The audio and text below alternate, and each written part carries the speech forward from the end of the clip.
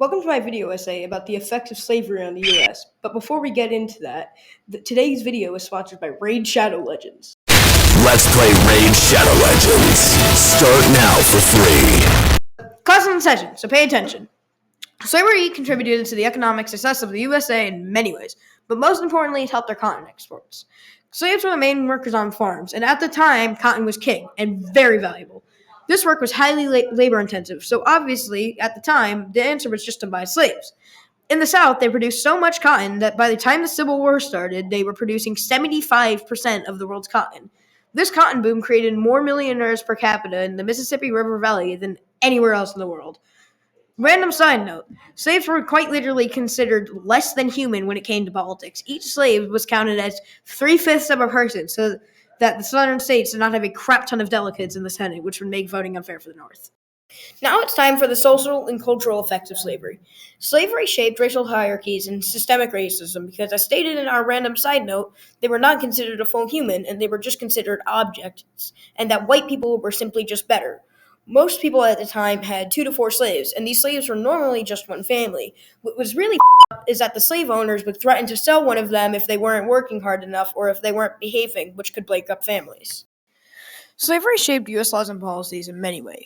But first, here's some background. In 1787, before the Three-Fifths Compromise was created, each state got 1 delegate per 1,000 people, not counting slaves. The free states of the North were fine with that because it kept the Senate even, but the South didn't like this.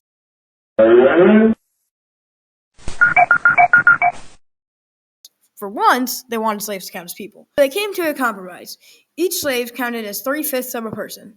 And obviously, after the Civil War, we got the 13th Amendment, freeing slaves. The Confederates weren't too happy about that, so they argued that the slaves wouldn't function in society without an overseer, but that didn't end up happening. African American culture developed during slavery through many ways, but my history teacher gave me the wrong page in my textbook. So according to Google, slave culture often blended elements of their African heritage with aspects of the culture of their enslavers, including forms of storytelling, music, religion, and community practices that served as a means of resistance against the oppressive conditions of slavery. Hi, I needed a little bit more time to get this thing to 5 minutes, and now we're talking about John Brown. John Brown was a white slave abolitionist, but his views were different. He, unlike other slave abolitionists like Frederick Douglass, did not believe in a peaceful revolution because, as he said, talk is a national institution, but it does not help the slave. So he went with the other option. Violence! John Brown was the leader of the infamous Harper's Ferry Raid. The Harper's Ferry Raid was a raid on the town of Harper's Ferry, Virginia, to get the slaves to help break into the U.S. National Army to arm the slaves to start a revolt. This failed. He got the death sentence. Didn't work out all too well, but still was a spark in the Civil War. Class is in session, so pay attention. Slavery contributed to the economic success of the U.S. in many ways.